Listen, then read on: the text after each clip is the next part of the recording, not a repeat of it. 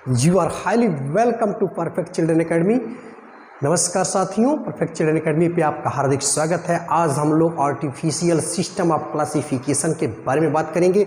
हम देखेंगे कि इसमें किन वैज्ञानिकों ने अपना महत्वपूर्ण रोल प्ले किया और आर्टिफिशियल सिस्टम ऑफ क्लासिफिकेशन है क्या, और इसके मेरिट और डिमेरिट और कुछ टेक्निकल टर्म्स को भी हम जानेंगे। तो आइए हम सीधे चलते हैं लेक्चर की तरफ। Artificial system of classification. Artificial का मतलब ही होता है कृत्रिम, बनावटी। जैसे हम बनावटी कपड़े पहन लें, क्रीम पाउडर पोत लें, तो अलग से जब कोई चीज़ दिखती है, यानी बाहया यानी मॉर्फोलॉजिकली जो चीज़ दिखती है, यानी बनावटी जो होता है, रियल में वो नहीं होता है, उसे ही हम आर्टिफिशियल कहते हैं, यानी बनावटी कहते हैं। तो ये एक ऐसा क्लासिफिकेशन है जिसमें हम जीवधारियों के आउटवर्डली यानी बाह्य रूप रंग को देखते हैं, उसके शेप साइज को देखते हैं, हैबिट को देखते हैं, हैबिटेट को देखते हैं, लाइफ स्पान को देखते हैं। उसका मतलब कोई रिलेशनशिप नहीं क्लियर हो पाता है, यानी कौन किसका भाई बहन माता पिता कौन क्या है उससे कुछ भी पता नहीं चलता है। सिर्फ हमें एक जनरल से कैरेक्टर के आधार पर, यानी एक तरह से हम कहें कि महत्वहीन, मतलब बहुत इंपॉर्टेंस नहीं है, महत्वहीन कैरेक्टरों के आधार पे जब हम जीवधारियों को क्लासिफाई कर देते हैं, तो इस प्रकार के क्लासिफिकेशन को हम आर्टिफिशियल क्लासिफिकेशन कहते हैं। तो इस आर्टिफिशियल क्लासिफिकेशन में हम मॉर्फोलॉजिकली स्ट्रक्चर को देखते हैं। आइए देखते हैं इसकी परिभाषा को हम कैसे डिफाइन कर सकते हैं।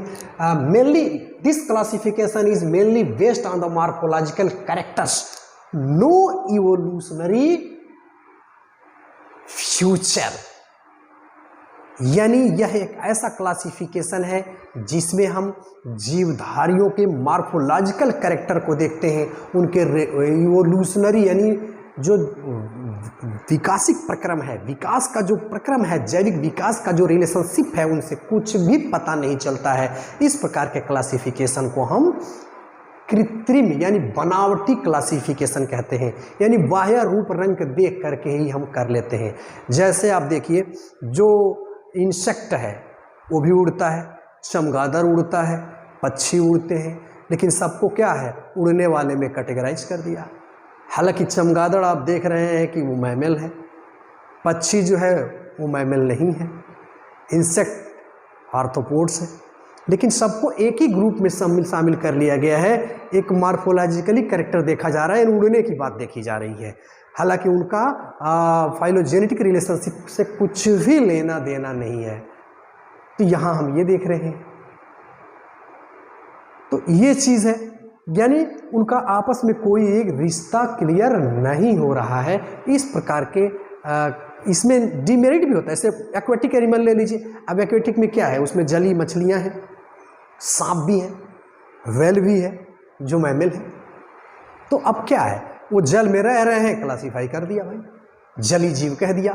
तो इसमें हम देख रहे हैं कि उनका दूर दूर तक का आपस में कोई रिलेशनशिप जो है क्लियर नहीं हो पा रहा है। सिर्फ ये पता चल रहा है कि हाँ, ये on the basis of habitat, तो या हैबिटेट के आधार पे वो हाँ वर्गीकृत कर दिए गए हैं। तो इस प्रकार के क्लासिफिकेशन को हम ये आर्टिफिशियल कहते हैं। इसका डीमेरिट भी है। डीमेरिट क्या है? सबसे बड़ा डीमेरिट ये है कि हमें पता नहीं चलता है, मोनोफाइलोजेनिक रिलेशनशिप इनका पता नहीं चलता है, यानी कौन किसका साथी है, कौन किसके माँ बाप है, कौन उनका क्या रिश्ता है, वो कुछ भी पता नहीं चलता है। सिर्फ उनके हैबिटेट एंड हैबिट के आधार पर उसको क्लासिफाई कर दिया जाता है। तो इस प्रकार के क्लासिफिकेशन को हम आर्टिफिशियल क्लासिफिकेशन कहते हैं।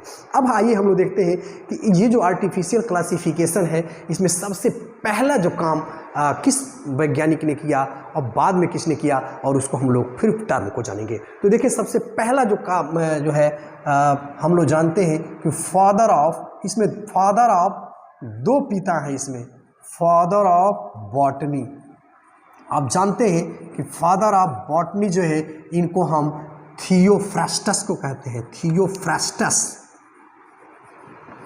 थियोफ्रास्टस नाम के साइंटिस्ट को हम फादर ऑफ बॉटनी कहते हैं। इन्होंने सबसे पहला जो आर्टिफिशियल क्लासिफिकेशन इन्हें ही देने का श्रेय है। इन्होंने 480 पौधों को, प्लांट्स को जो है on the basis of habit and habitat के आधार पे इन्होंने डिवाइड कर दिया।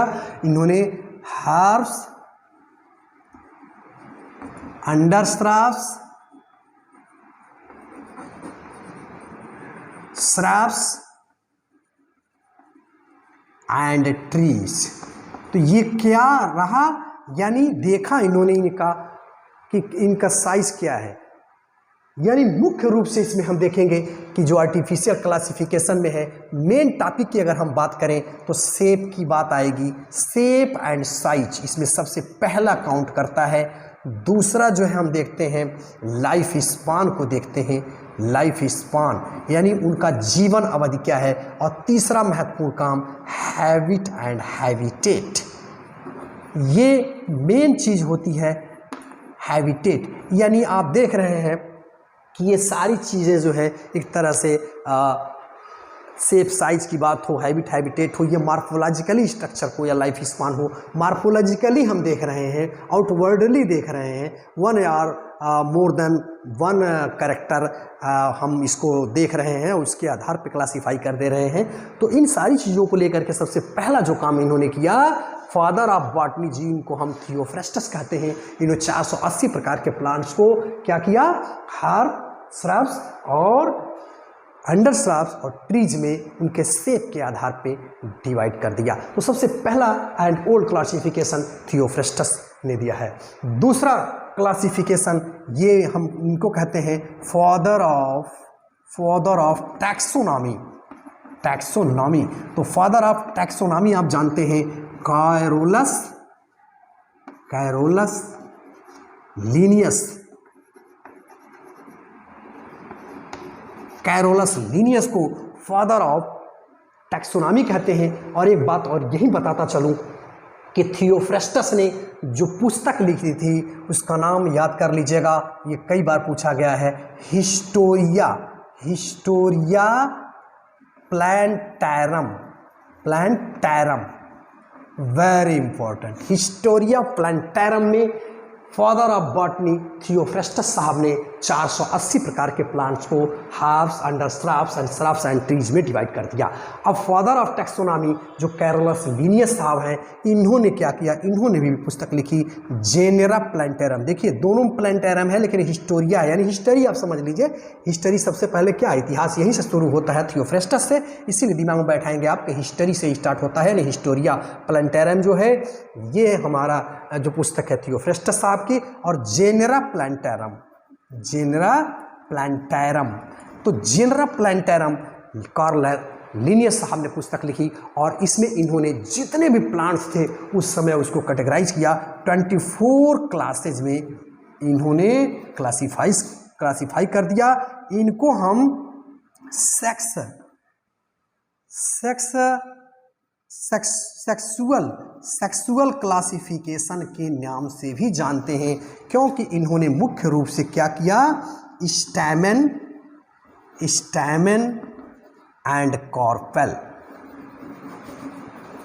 यानी देखा इन्होंने कि जो हमारा एंथर है उसका जो एंथर का वो फिलामेंट है उसकी स्थिति कैसी है, फिर स्टैमेन कितने पाए जा रहे हैं, कहाँ पे लगे हुए हैं। इसी तरह से कार्पेल को देखा, कार्पेल का शेप कैसा है, कहाँ लगा हुआ है, उसके आधार पर इन्होंने जो है समस्त प्लांट्स को 24 क्लासेस में डिवाइड कर दिया।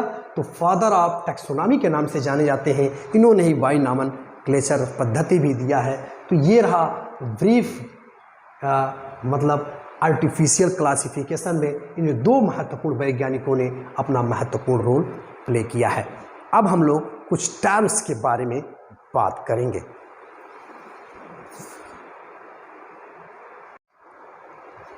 अभी हम लोगों ने देखा कि आर्टिफिशियल सिस्टम ऑफ क्लासिफिकेशन क्या है, इसकी डिमेरिट भी हम लोगों ने देखा। डिमेरिट, सबसे बड़ी डिमेरिट ये है कि एक जाति के न रहते हुए भी जिनका आपस में दूर दूर तक का कोई संबंध नहीं है, एक ही ग्रुप में रख दिए गए हैं। आसानी थोड़ी ये है कि बड़े आसानी से उसको हम कैटेगराइज कर लेते हैं, थोड़ा सा उसके बारे में जानकारी प्राप्त कर लेते हैं। तो आइए कुछ टेक्निकल टर्म्स को हम समझने की कोशिश करते हैं, विशेष करके ये यूज में आते हैं।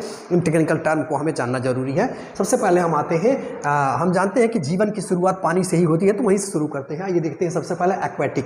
एक्वेटिक का मतलब होता है जलीय। तो बाह्य रूप मतलब जो भी जीवधारी जल में पाए गए उनको जलीय जीवधारी में विभाजित कर दिया। यानी जल में पाए जाने के कारण ये नहीं देखा गया कि भाई उनमें मतलब क्या फिलोजेनिक रिलेशनशिप है, इवोल्यूशनरी ट्रेंड को नहीं देखा गया। बस ये है कि चलो भाई जल में रहते हैं तो जलीय जीवधारी हैं। तो आइए सबसे पहले हम देखते हैं प्लैंकटन। प्लैंकटन देखिए, प्लैंकटन कीजिए, very minute plants and animals होते हैं जो जल जैसे जैसे बहता जाएगा, मतलब जल के साथ ही ये बहते चलते हैं, तो इनको हम प्लैंकटन कहते हैं। अब ये प्लैंकटन जो है दो तरह के होते हैं, फाइटोप्लैंकटन, फाइटो का मतलब होता है प्लांट्स और दूसरा होता है जू प्लैंकटन। तो फाइटोप्लैंकटन जिस तरह से हम देख रहे हैं कि हमारे टेरेस्ट्रियल यानी लैंड पे पौधों की बड़ी भूमिका है, पौधे ही क्या करते हैं, मुख्य रूप से फोटोसिंथेसिस की प्रक्रिया करते हैं और सभी एनिमल जो है उस पर निर्भर रहते हैं। तो ठीक इसी तरह से जो हमारे फाइटोप्लैंकटन होते हैं ये समुद्र में या वाटर रिजर्वायर के अंदर जो है महत्वपूर्ण रोल प्ले करते हैं एज ए प्रोड्यूसर।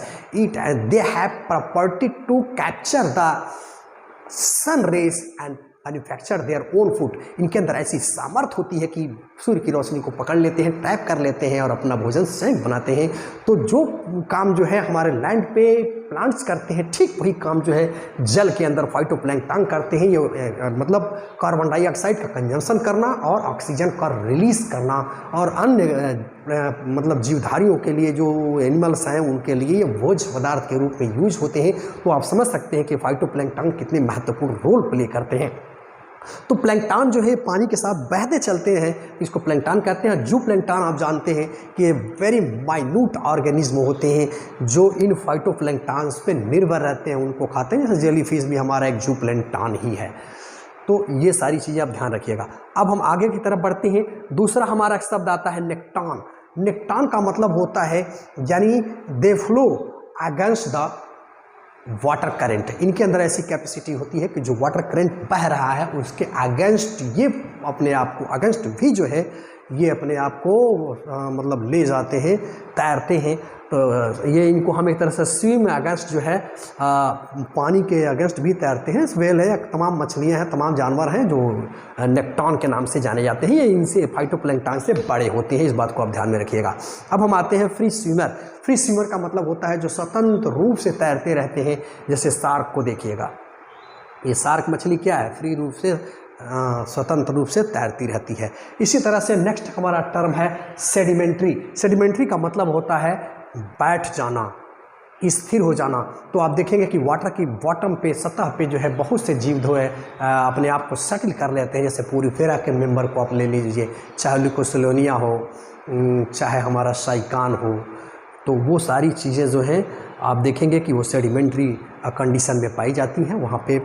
या जेलीफिश वगैरह देखेंगे, मूंगा वगैरह देखेंगे, तो ये सारी मूंगा वो भी अपने आप को सेटल किए रहते हैं। अब हम आते हैं पेलाजिक शब्द है। पेलाजिक का मतलब ये होता है कि ये जो है पानी के बहुत बॉटम में भी नहीं है, बहुत ऊपर भी नहीं है, नीचे बीच सतह में अपने आप को सर्वाइव कर रहे हैं, तैर रहे हैं। जैसे ब्लू होल को देख लीजिएगा। अब आ जाते हैं हम नेक्स्ट टर्म जो है सॉलिटरी। सॉलिटरी का मतलब होता है अकेला, एकांकी, यानी अकेला जीवन यापन करने वाले को हम सॉलिटरी कहते हैं। जैसे हाइड्रा को देखिएगा, ये अकेला जीवन यापन करता है। फिर आते हैं हम कॉलोनियल। कॉलोनियल का मतलब होता है समूह में, समूह बना करके रहते हैं। तमाम जो जंतु होते हैं अपने आप को मतलब कॉलोनी बना लेते हैं वो। जैसे वालबाक्स की कॉलोनी आप पढ़े होंगे, इसी तरह से आप हनी बी में आप चले जाइए तो भी समूह में रहता है। इसी तरह से आप थोड़ा सा बड़ा वो दीमक वगैरह को देखिए, वो भी समूह में रहते हैं, पूरा का पूरा फचट कर जाते हैं। तो ये सारी चीज़ें हैं सॉलिटरी कॉलोनी में। और हम गार्गेरियस, गार्गेरियस का मतलब होता है कि बहुत बड़े समूह में एक साथ रहना।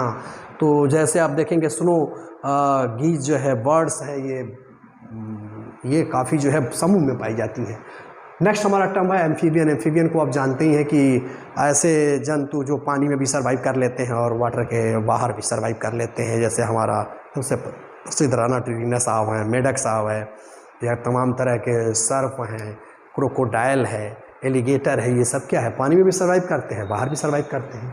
तो एम्फीबियस टर्म है इसका। और हम आते हैं स्कैंसोरियल। स्कैंसोरियल ऐसे जो जंतु हैं जो बड़े आसानी से दौड़ करके दीवारों पे भी चढ़ लेते हैं। जैसे लिजार्ड है, स्पाइडर है, तमाम स्क्वायरल हैं, ये सब दीवारों पे भी फटाफट चढ़ते चले जाते हैं। तो ये चीज़ें हैं। और आर्बोरियल, आर्बोरियल का मतलब होता है वृक्षाश्रयी। ऐसे तमाम जंतु हैं जो वृक्षों पे अपना निवास स्थान बनाए रहते हैं। जैसे मंकी को तो आप जानते ही हैं, जाना पहचाना है। कई तरह के कैट्स हैं, वो भी इस पे, स्क्वायरल्स हैं, ये सब वृक्ष पे ही निवास करते हैं। वृक्ष पाए जाने के कारण इसको वृक्षाश्रयी कह दिया गया, आर्बोरियल कह दिया गया। इस तरह से डायूरन मतलब दिनचर, दिन में ये कूदते फांदते रहेंगे, दिन में अलर्ट रहेंगे। जैसे मक्खियों को देख लीजिए आप, दिन में आप तितली को देख लीजिए, दिन में तमाम जो जंतु हैं वो दिन के समय ही काफ़ी एक्टिव होते हैं, तो इसको हम डायूरनल कहते हैं। इसी तरह से डस्क डेलर जो शाम में अक्सर अटैक करते हैं, जैसे आप मच्छर को ले लीजिए। इस तरह से नॉक्टर्नल भी होते हैं, रात्रिचर जो रात्र में जो है निकलते हैं, तो उसको नॉक्टर्नल कहते हैं। जैसे उल्लू है, चमगादड़ है, ये सब क्या है, रात में ही तो उड़ते हैं, रात में एक्टिव होते हैं। माने कुत्ता भी है, मुख्य रूप से दिन में भी दौड़ता रहता है, लेकिन इसका मेन जो सोच है या लायन है, ये नॉक्टर्नल होते हैं, रात्रिचर होते हैं, रात्रि में निकलते हैं। तो ये बात ध्यान रखिएगा।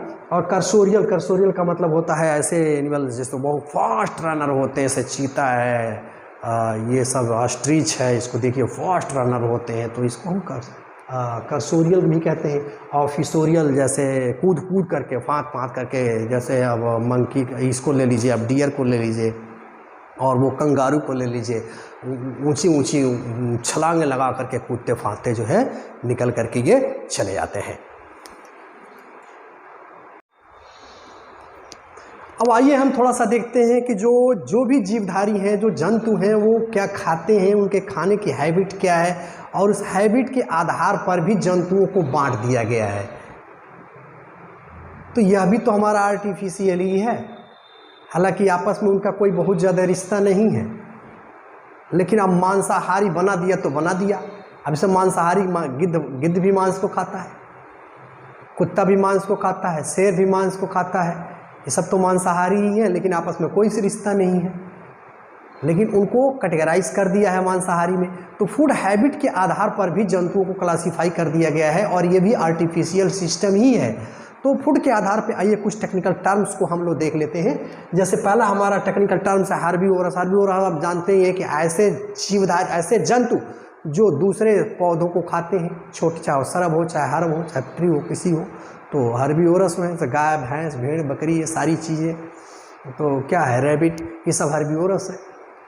इसी तरह से कार्निवोरस, आप जानते हैं कि कार्निवोरस का मतलब होता है मांसाहारी, ऐसे जंतु जो मांस को खाते हैं, जैसे गिद्ध की बात है, शेर है, या बाघ है, टाइगर है, चीता है, कुत्ता है, बिल्ली है, ये सब तो मांस भी तो खाते हैं, तो मांसाहारी हो गया। और आम्निवोरस सर्वाहारी, सब कुछ खाने वाला। मैन जो है सर्वाहारी है, भालू भी सर्वाहारी है, कुत्ता को भी देख लीजिए सब कुछ खा रहा है, कौवा को देख लीजिए सब कुछ खा रहा है। इस तरह आम्निवोरस हो गया। अब आ जाइए कैनाबिल्स।